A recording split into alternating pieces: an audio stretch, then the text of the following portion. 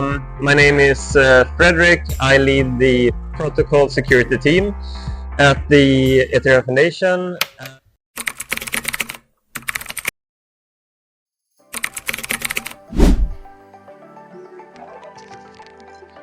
Hello, GM. Meet Fredrik from Protocol Security. Welcome to Do Your Own Research podcast show. And I'm really honored for you to come to my show. And please introduce yourself. Then we have a short conversation of what you do at the Protocol Security level. Yeah. Thank you for having me. My name is Fredrik. I lead the Protocol Security team at the Ethereum Foundation, and we do anything that has to do with protocol security. So, for example, there are a lot of different clients that are running the Ethereum network, such as consensus layer clients like Nimbus or Prism or Lighthouse or Lodestar or Teku.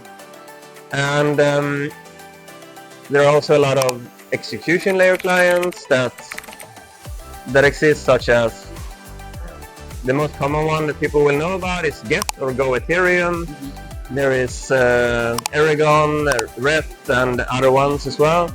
So what we do is that we look at the source code of those applications, and then we look for security issues in them. If we find any, we will tell the client teams about that to try to get it fixed. And we also look at things like the specifications of the network, because when you build a client, you can't just build an Ethereum client without knowing what to do. So we have these specifications that people can follow, that you might want to, or you have to do this, you should do that, in order to be part of the Ethereum network, basically. So we look to see if there are any issues with the specifications, and we do a lot of other things too, like security coordination between different teams, like client teams. We do a lot of grant work where we give out security grants to people or organizations that want to do public good security stuff. And then we also do the Ethereum Foundation Bug Bounty program, where people from anywhere in the world can find security vulnerabilities in something that is related to the protocol, like a client, for example, submit it, and then be rewarded up to $250,000 for reporting that security issue. So if you find a bug, you report and then you get some rewards. Potentially, yes. Like if it's like a critical bug, of course. If it's a critical bug, like this could cause a big issue on the Ethereum network, then we give up to $250,000 for it. Fascinating. So could you just demystify to us what you mean by clients? Yeah, so a client is what is running the underlying Ethereum network. When you use a dApp, such as a DeFi project or a DEX or something like that, you are communicating with it over the Ethereum network.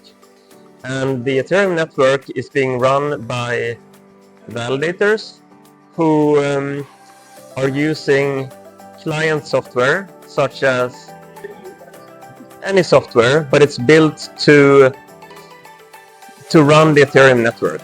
So it is a piece of software that produces new blocks. It does handle the consensus of the blockchain to figure out which blockchain is the right one, and so forth. So this is the underlying part that's kind of powering the high technology city on top of it. You've said produces new blocks. I thought Ethereum moved to POS, so I'm failing to connect the dots. Could you also demystify that a for bit? Sure, yeah. So you're very right. It did move to proof of stake, but a validator still produces a block, but it doesn't mine a block. So in the past, you had these miners. They would try to race to figure out a mathematical problem, and the winner would get to create that block. You did that every 13 seconds, and then the winner got a reward. Now there is a pool of validators, and they are selected at random who will have the honor of producing a block. And the block producer, they look at what transactions are in the queue and builds a larger transaction out of that and produces a block, basically. So that is done every 12 seconds.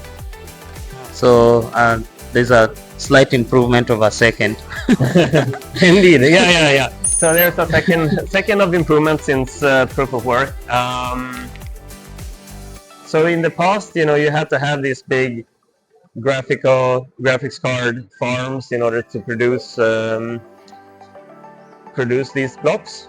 But and now instead, you can just have a small Intel NUC, or even some run a Raspberry Pi or something that doesn't use a lot of power.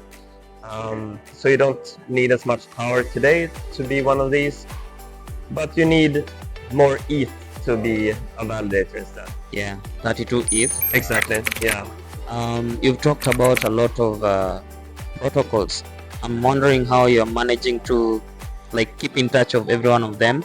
And one thing that I've also heard is that before they are, let me use the term, approved, you kind of run some security audit on every piece of code to ensure it's safe for the ecosystem. So how do you manage to do that? Or is there the bug bounty also helps to just help you keep track of all these, or how do you manage to do this? Yeah, so there is it's a lot of things working together. Like you say, there are these different levels that we work on. Like at the, we have client developers that put security first. Like they really care about securing the protocol, so they will make sure that the code they write is very, very good for these clients.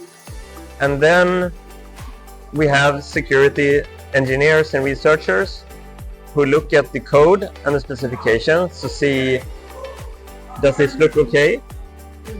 But of course it's possible that something is missed. You only have 24 hours a day to do things. Yeah. And we don't have unlimited people working on in the protocol security team. So as a way to help with that, we are incentivizing other people also to take part of finding these vulnerabilities and reporting it. So we're kind of we're spreading it out so that anyone can submit things, and that's why we're also starting a competition, a bug bounty competition on the 25th of November. And in that competition, which runs for 6 weeks, anyone can submit a vulnerability, and in that competition we are actually handing out rewards of up to $1.5 million.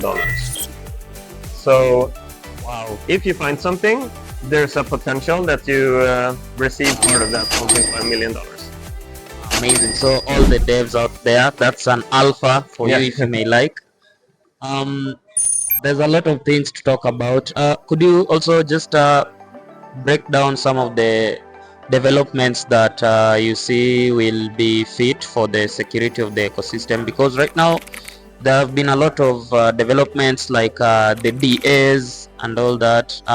You talked about validation right now. I think there's a protocol that you don't really have to have 32 ETH. You can pool funds so that you can be a validator, but through many people can bring their funds together to reach there. So how do you manage to ensure that the security is still maintained? Yeah, exactly. So I think you're talking about these liquid staking pools, Pool. So There is of course a concern that if a single amount, like a small portion of the network is being run by a large portion of the network is being run by like a small amount of people. Yeah, sure. Because then they could potentially collude, and that could have security concerns. But yeah, there is work trying to reduce the requirement of staking, hopefully down to 1 ETH, so that we can have people who want to be validator don't need 32 ETH, because 32 ETH is a lot of money today. Yeah, it's too much. It's very, even 1 ETH is a lot of money. So, but at least lowering it to 1 ETH, hopefully it will allow more people to help out with securing the network.